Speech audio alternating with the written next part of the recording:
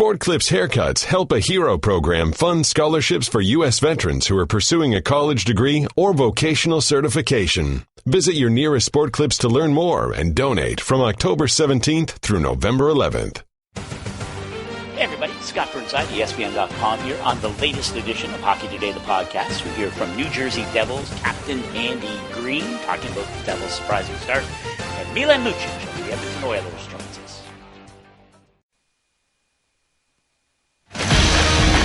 This is Mike and Mike on ESPN Radio and ESPN2. The swing and a slow chopper toward third. Here comes Bryant on to first, and the Cubs have won the World Series.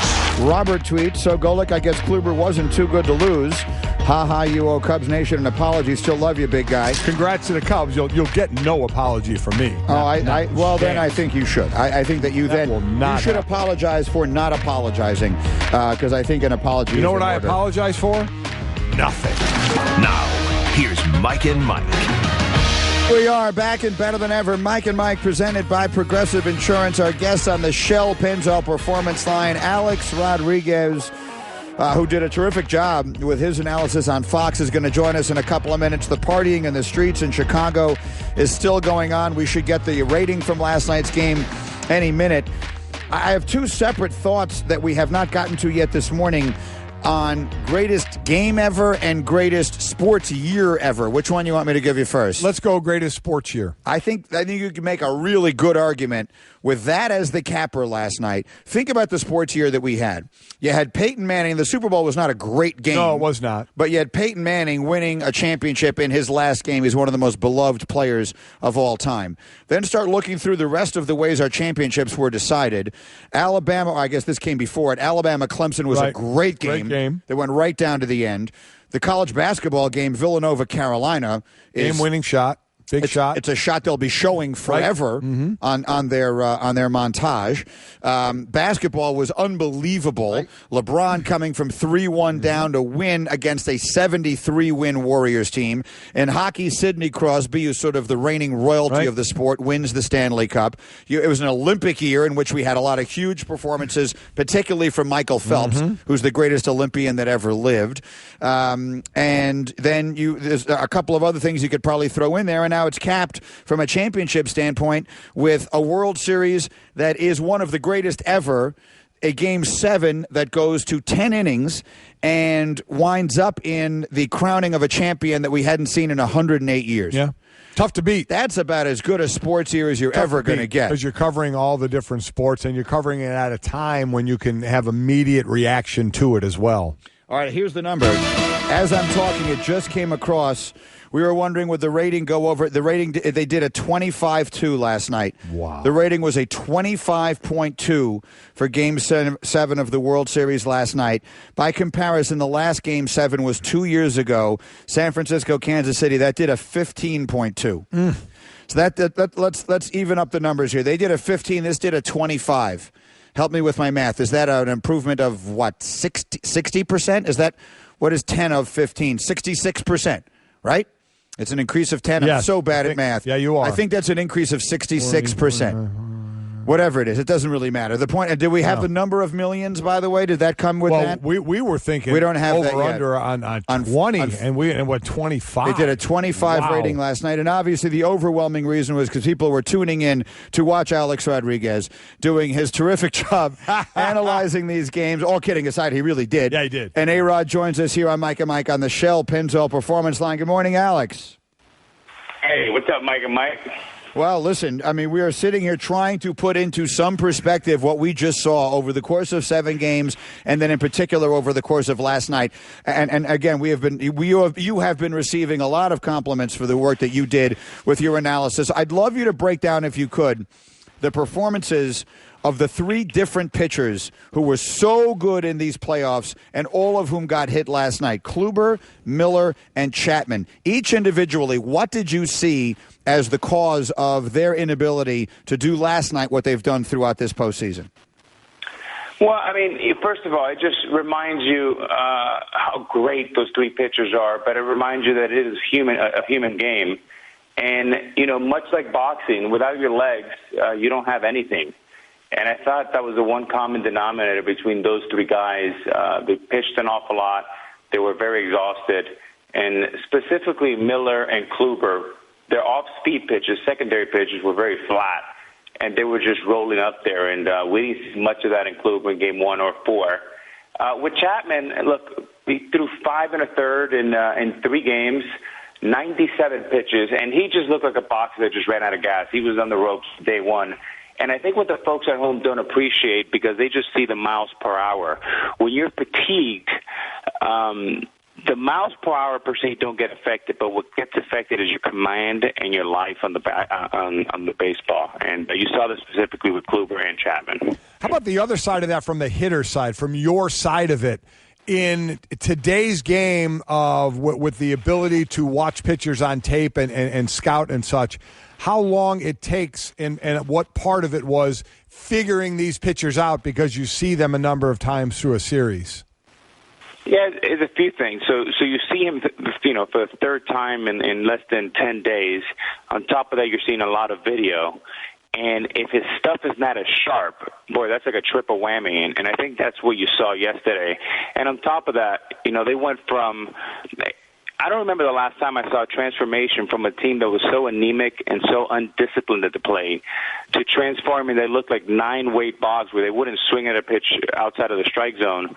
And then they were just like a blue avalanche. So all these things shifted very quickly in the Cubs' favor. I am going to prove why I'm such a loser. I compare things to Rocky movies, and the fourth pitch of the game, Kluber gives up a home run, and I'm thinking, in that Cubs dugout, are they thinking that he's Drago, that he bleeds, that he does bleed, he's human, he can bleed? What's going on in that dugout 4 pitches into the game when Kluber's on the mound and your teammate just hits a home run? What's happening in the Cubs dugout?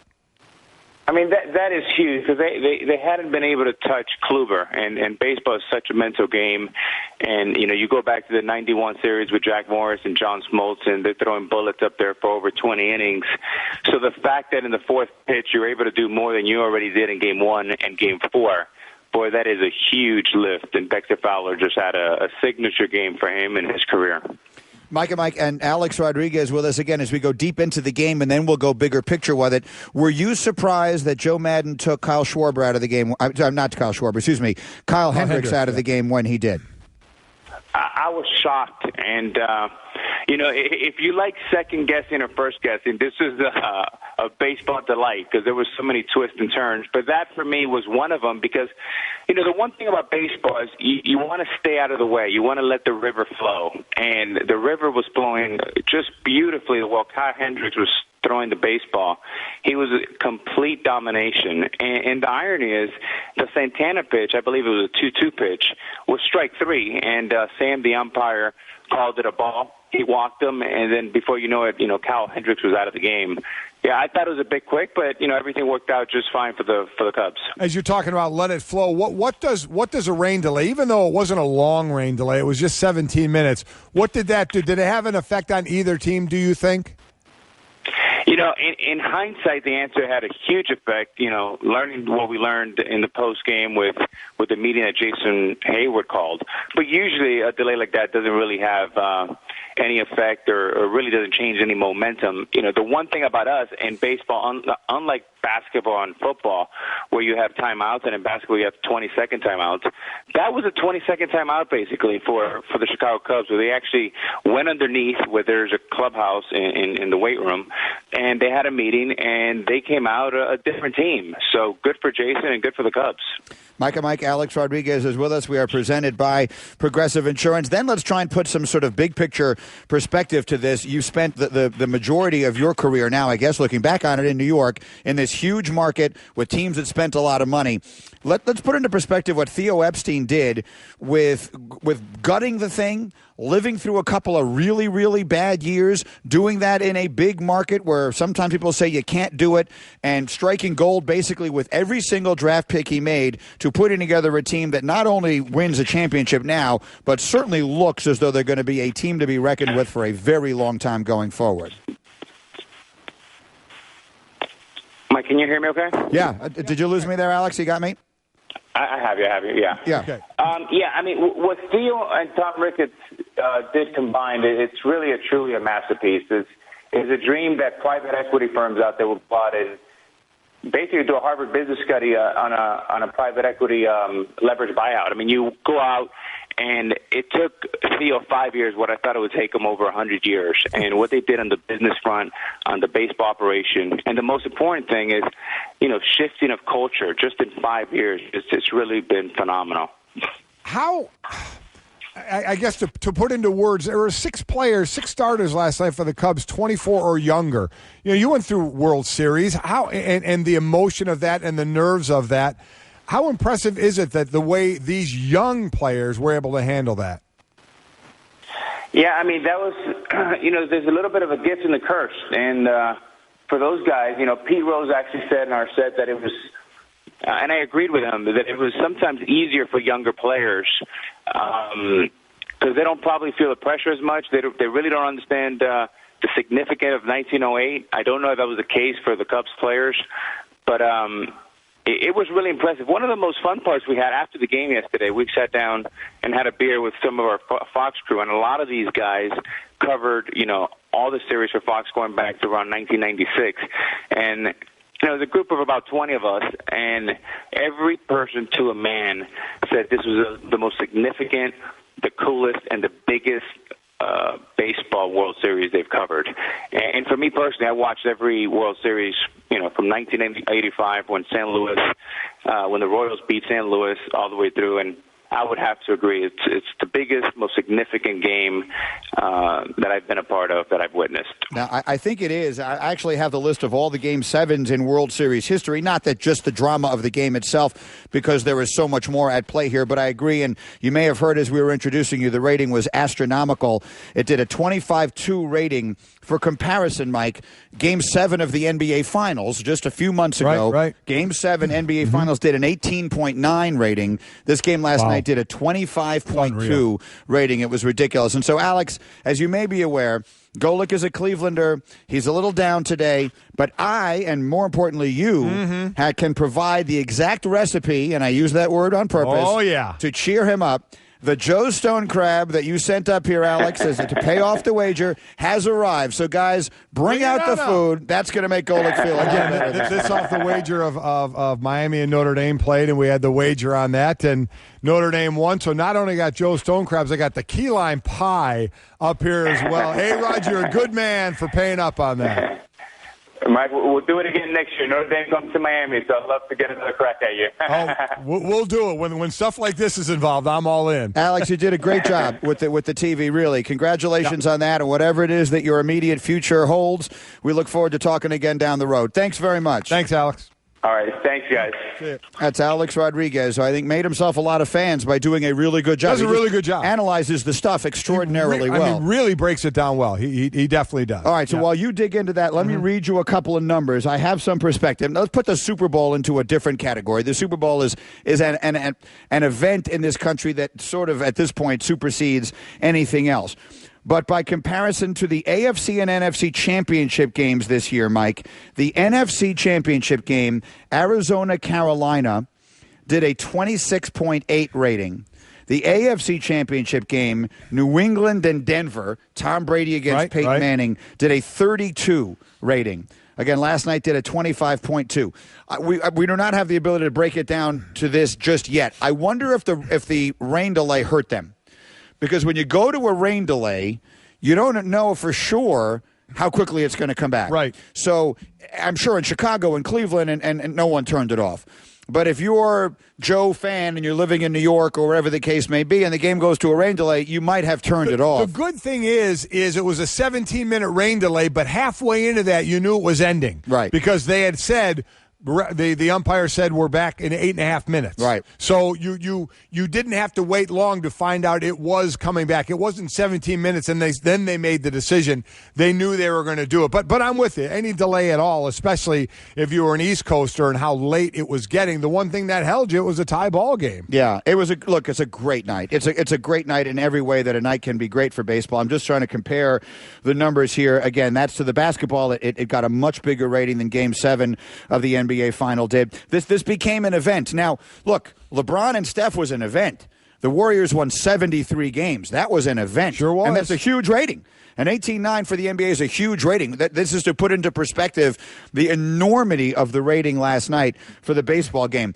Two other things I want to correct quickly. Where'd your crabs go? Well, I got them packed back up again. I got to keep nice and cold. Oh, all right, yeah. Another thing, to the rating is, what you didn't get in that basketball game, and we keep talking, or the series, we keep talking about, that this was mostly around the Cubs, and yeah. I think everybody understands that. And the great moment with Joe Madden and pulling out the hat from his father and such. How about this? There was a guy that drove from do you see this? Guy drove from North Carolina to Indianapolis to listen to the game with the radio at his father's grave. I mean, that's what this is. He drove from North Carolina to Indianapolis to be at his father's grave and listen to the game with his dad at his grave. I mean, it's unreal. You don't get that other places. You just don't. I mean, so there's a huge reason that rating is as big as it is. His father died in 1980, but they talked about listening to the game together on the radio. Back then, that would have been Jack Brickhouse, one of the legendary Chicago announcers. He was ultimately gave way to Harry Carey, another legendary announcer. There's a lot of legendary stuff about the Cubs. But until last night, in almost no one's lifetime, could you attach the words world champions? And now all of a sudden they are. I've got texts from friends of mine who are just, they don't know what to do. They don't know what to do, but those are the best. Let's play what you just referenced quickly, because now you got me choked up again. We'll play Joe Madden. So Joe Madden, after the game is over, he had his father's hat in his back pocket. Chris Singleton asks him about it. For those listening on the radio, at the end of this, you'll hear nothing from Madden. It is because he chokes up so much that he can't really get a word out, and he just throws his arms around Singleton and hugs him. This is Joe Madden after the game. It's a special night for you. You showed us the hat that your dad used to wear. He's not with us. You've got your first World Series championship. Right there. There it is. Put it in my back pocket in the 10th inning. There you go, right there. That's Dad's cap. Yep. Joe, congratulations. He pulled it out, so proud to pull it out, and I think when he put it on, he realized. Yeah. It hit him. Neither of us had seen it till we aired it this morning in the first hour, and it was actually hard to go on. It can't not hit you. I mean, I just saw it probably for the fifth time there, and it still gets you because you see the exact moment when he puts that hat on. I think he really then realized the moment he was in. I have it on Instagram if you want to see it, at ESPN Greeny. If you want to save it forever, Golick has it up as well, at ESPN Golick. That's what this is about, right? This is about fathers and mothers and grandfathers and grandmothers and great aunts and uncles and sons and daughters for whom this stuff just matters on a level unlike anything else. And look, there's a champion every year. Right. And it's wonderful every year. There's something about this because it has not happened in the conscious lifetime of practically any living person that just separates it a little bit from anything else that could happen. Yeah. But in our world of what have you done for me lately, what goes on next year? How you'll have this memory, but then next year starts, they'll be playing, they'll be favored again to be in the World Series like they will probably for the next couple of years. And you'll start watching next season knowing that it's been exactly 0 years since their last championship. Right, so that part of it goes away. But I think that they do become something else that is very good for the sport, which is because they're young and talented and figure to be together a long time, they will become what I think the Yankees became in the sport in the late 90s and really even maybe through most of the 2000s. The team that everyone has an opinion on. They care about one way or the other. Some will continue to love them, and I think more people will be inclined to like them because they were homegrown and put together and not sort of store-bought as some championship teams are. But then some people will get tired of them. They'll get tired of the whole storyline. They'll get tired of them continuing to win, and so they'll become a team people can root against. And having a team out there that everyone cares about is the best thing that can happen to a sport. Yeah. It's something that doesn't happen for baseball as often, this quote-unquote regional sport. Well, the Cubs could become the national team, and that's a really good thing. Can I just two things on the conversation we had at the beginning of the hour. When I ran through the great events of the sports year, thinking of my buddy Tim Dugan, I left out the Ryder Cup. The Ryder Cup was epic. Yes, it was. Epic because we won. Not just because we won. I mean, that helped it, but it was epic in every way. Remember, it became like a heavyweight boxing match. It was epic because we won. It was phenomenal in every way, and we won. It was. I mean, it was. Yeah, it was great. If you like golf, it was great. Plus, for whatever it's worth, if you just want to include the golf, you also got. I think that the final round of the British Open this year with Mickelson and Stenson might have been the greatest round of golf ever played. You had Spieth's collapse at the Masters, which was unbelievable. I'm just going through my head quickly with it. Were any of the tennis matches unbelievable? Any of the Wimbledon final or anything? It all is kind of blurring together in my head a little bit. And then we have that. So it's one of the great sports years ever. I'm just being told now we're going to have Smoltz in a couple of minutes. We'll have John Smoltz coming for you shortly, and the word of the day in this hour. Now, as far as great Game 7s in World Series history, because no game can be as great as Game 7 of the World Series. By definition, if it's Game 7 of the World Series, it's better than other things. Right, yes. So I just circled all of the Game 7s in World Series history that were one-run games. It goes back to 1912. 1912 was actually Game 8 because there was a tie at one point during the series. So Boston beat the New York Giants 3-2 in 10 innings all the way back to 1912. If you want some more recent ones, obviously just a couple of years ago, the Giants and Madison Bumgarner beat the Royals 3-2, and the Royals had the tying run 90 feet away, right? Am I remembering that correctly? From tying that in the last inning, so they were right there for that. Arizona and the Yankees, they beat Mariano Rivera in Game 7. Florida and Cleveland, your Indians in 97, had the lead in their closer on the mound and didn't close the deal. Then before that, you get to 91, which is the 1-0 game in 10 innings. Jack Morris and John Smoltz will join us in a couple of minutes. And then maybe the one that would best compete with this would be 1960, the Pirates and the Yankees. Bill Mazeroski, the first walk-off home run in World Series history to win Game 7 10-9. Against the Yankees. Listen, I was hoping for that last night. I was hoping for the second walk-off home run in a Game 7 of the World Once you Series. get to extra innings, there was such an advantage for the home team. No, I was hoping that in the bottom of the ninth. Before we even went to extra innings, I was hoping that was going to happen. That was running through my mind. You could have gotten it anywhere along the line. Yep. So, but last night is one of the great nights in sports in baseball history, and this year definitely one of the great years in sports history. The winning word of the morning is still on the way with us in this hour of Mike and Mike, and John Smoltz, who pitched Game 7 in 91 and who called Game 7 last night, will join us with his thoughts next after this word from Burger King. Mike, what is the best place to have your breakfast? Here's the answer. How about on a nice, warm croissant? Right now at Burger King, get 2 sandwich breakfast sandwiches for just $4. Maybe you want that sausage and eggs on your light, flaky croissant. Maybe you want thick-cut smoked bacon on your light, flaky croissant. Either way, do what I do. Eat one on the way to work in your car, and then eat the other one while you're still in your car on the way to work. It's the best way to go. It's the best place to have your breakfast and the best deal on breakfast all rolled into one. It isn't breakfast. This is Burger King breakfast. Get 2 sandwich breakfast sandwiches right now for just $4 only at Burger King. Restrictions apply. Price and participation vary. We're back after this on Mike and Mike.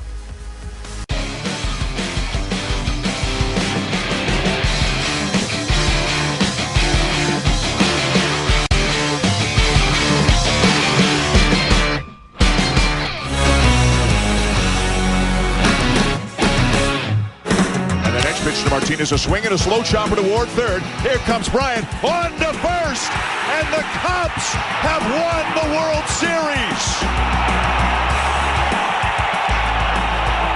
A moment that many thought might never happen has happened here in Cleveland. For the first time in 108 years, the Chicago Cubs are World Series champions. And watching it over again there, just the smile on Chris Bryant's face as he's fielding the ball at third. That's something. He knows before the rest of the world knows they've just won the World Series. We'll talk about it with John Smoltz in just a moment. Ben Zobrist named the World Series MVP. Had the game-winning hit in the 10th inning. Oh, by the way, he won the World Series last year as a Kansas City Royal. And then other sports things going on. You got the Thunder and the Warriors tonight, so it's the first meeting between Westbrook and Durant. You also have pretty good football tonight with the Buccaneers and the Falcons playing. SportsCenter with Mike and Mike, brought to you by AutoZone. We're giving you a chance to be on the road with us to the National Championship game. Just be listening every weekday for your chance to win Mike and Mike on the road to the College Football Playoff Sweepstakes presented by AutoZone. Just go to mikesroadtothecfp.com for all the official rules. Golic is down this morning. The city of Chicago is up and dancing. And, you've mentioned many times, Mike, how you are envious as you watch the pig piles or the locker room champagne celebrations and all that kind of stuff. Mm-hmm. I'll tell you, I'm a little envious watching those fans in the streets.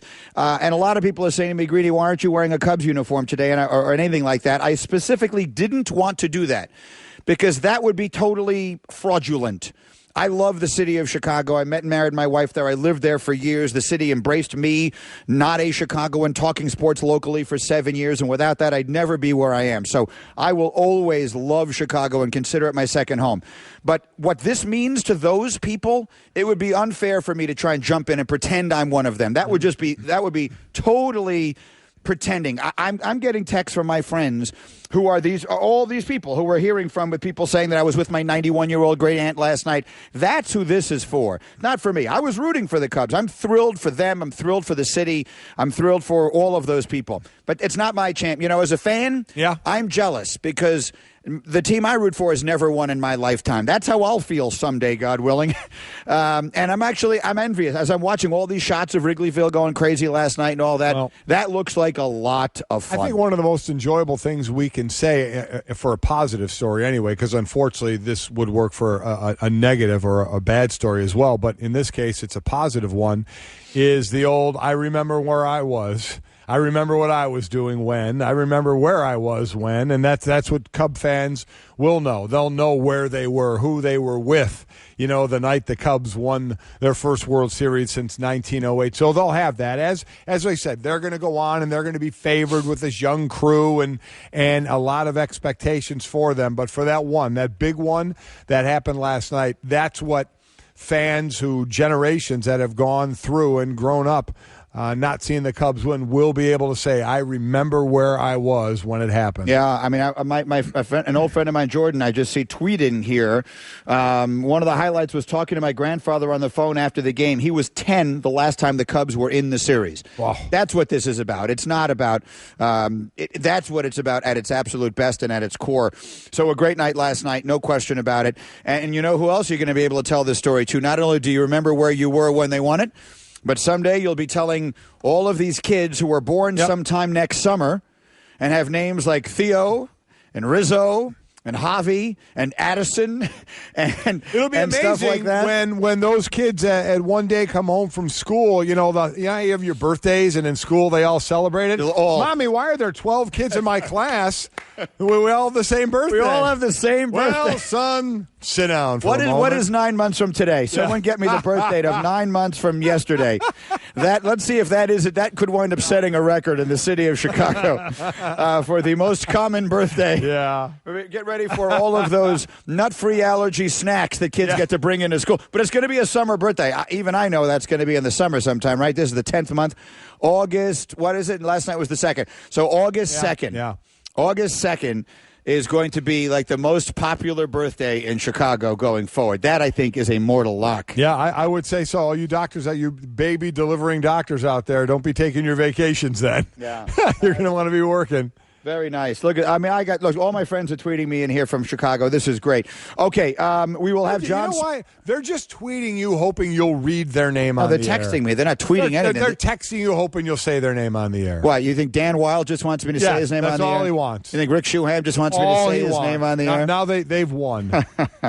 Listen, you're just bitter this morning. You're an embittered fan. Eat your stone crabs and put a smile on your face. How about this? Shut up. Okay, fair enough. John Smoltz is going to join us live in exactly 1 minute here. Did the game last night and pitched in what up until last night was the greatest game I ever saw. So he'll join us in 1 minute. Give us 30 seconds first to tell you about this very important program from Sport Clips. Sport Clips Haircuts and the VFW have partnered to provide scholarships to active duty U.S. service members and veterans for a degree or vocational certification through the Help a Hero Scholarship Program. These scholarships can help our nation's heroes receive the education they need to succeed in a post-military career. Now, not all U.S. service members qualify for 100% of the GI Bill benefits, and military tuition assistance does have some limitations. So these scholarships help fill the gaps. Visit Sport Clips Haircuts now through Veterans Day, which is November 11th, to learn more. They're singing, go, Cubs, go!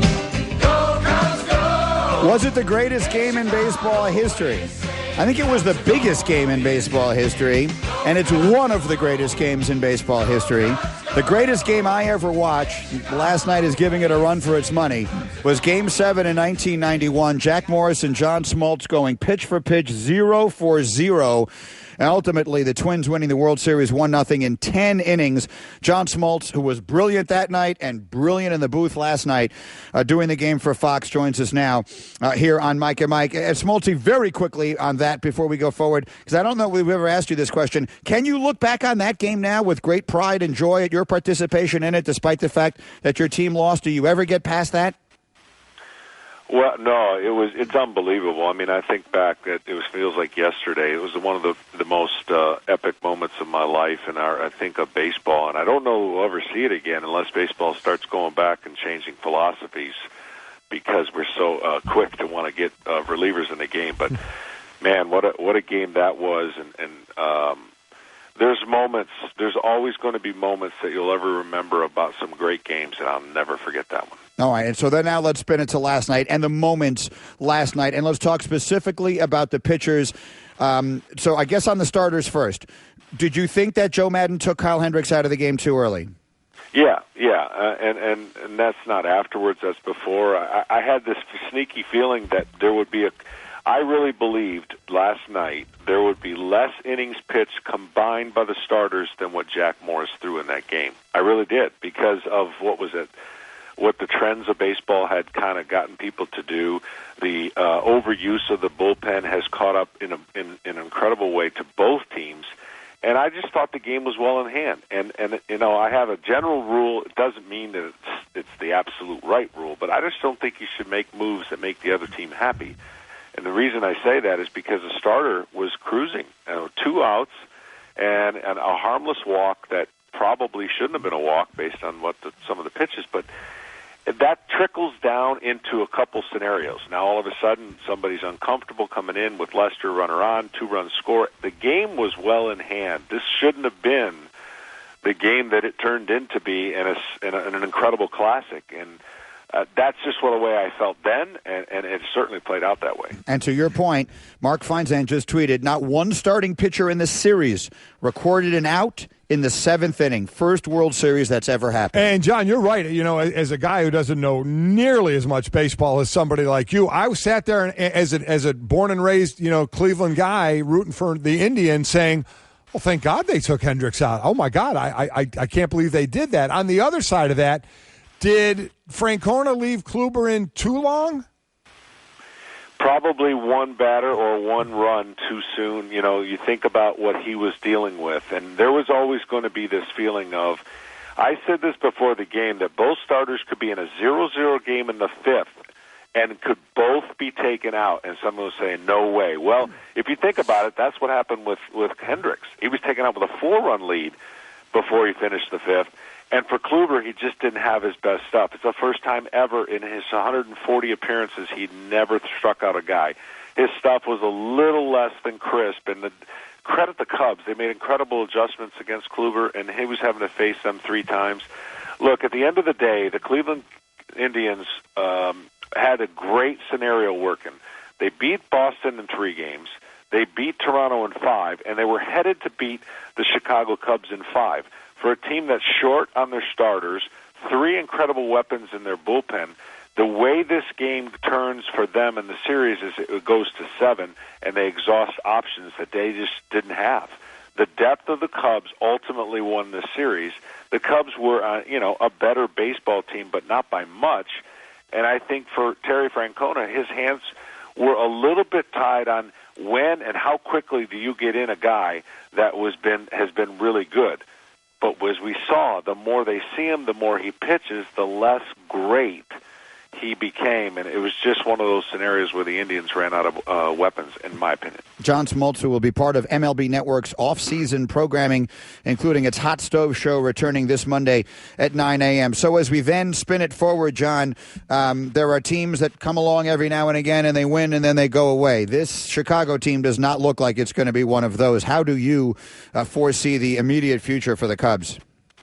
Oh, there's no doubt. This is a team built that position player-wise, they're going to get better. They're going to learn a lot from this series. These young players have, you saw some bad habits redevelop, and I think they're going to learn from that. The pitching staff is well intact. This team and Cleveland are going to be right back. I think they're favorites. I think Cleveland's going to be a favorite in the American League, barring they get their health back from some of their pitchers that they missed.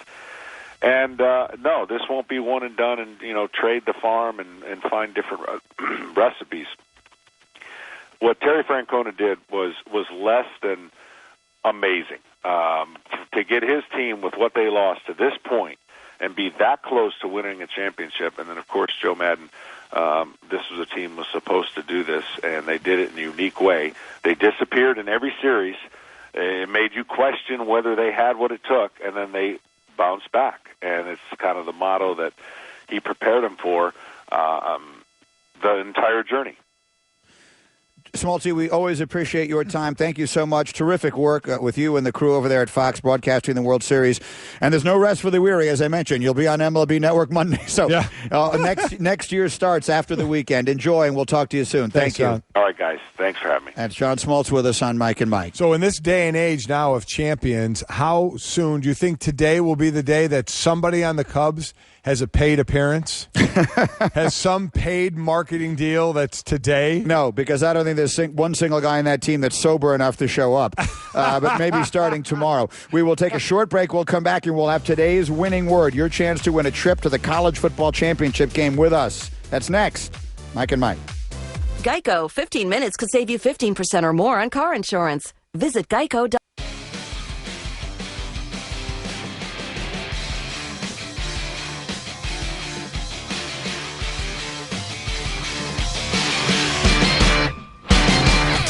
Okay, Mike and Mike, our Sports Center brought to you by Lowe's. Get your home in shape for the season with huge savings right now at Lowe's, where you'll find great deals on all your winter needs. Hurry into your neighborhood store today. Make your home happy all season long. I've got more very interesting breakdown of ratings and a question. I have a question for 3 out of every 10 of you listening in Chicago. But first, here's today's word. We're going to give you the word, and thanks to AutoZone, you and a guest could be on your way with us to the National Championship College Football game in Tampa in January. Just for knowing the word and entering it both of the ways Golick is about to give you. In honor of the theme of the morning, the word is champions. CHAMPIONS.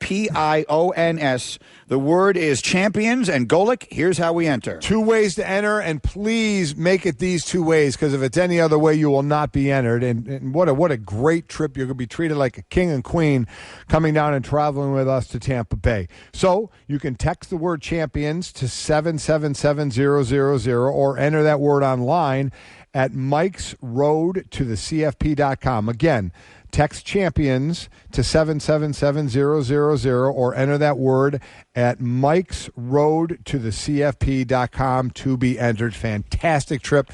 You got to enter to be part of it. Get for your chance to win. Cubs parade, from what we understand, not 100% officially set yet.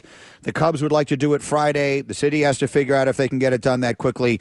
We'll let you know if we get information. Meanwhile, some more on the ratings. Again, they did a 25.2 rating last night. That's an enormous rating by comparison. Game 7 of the NBA Finals got an 18-9. So last night was insane. The overnights by quarter hour show the impact of the rain delay. So at 11, these are Eastern time numbers. At 11:30 Eastern, the rating was a 31-1. At 11:45, it dipped, but not even noticeable. Barely any. Basically, it was a 31 rating. At midnight, it went all the way down to a 24. Then it came back up again to 27 and 27. So it dropped. People turned it off when they went to a rain delay. And, a lot of people on the East Coast just probably figured maybe they're going to come back quickly, maybe they won't. But either way, I got to get some sleep. Yeah. If it's your team, you're in it. But if it's not, it's been fun. But I got to get some sleep. I'm with you. Yeah. So that might have hurt them, but only a tiny little bit. Then I have the local ratings. Now, this to me, as I've said many times, is never-endingly astonishing. The local TV number in Cleveland was a 48.6 and a 69 share, which is an enormous number. In Chicago, the rating was a 51 rating with a 71 share, the highest baseball rating on record in the market.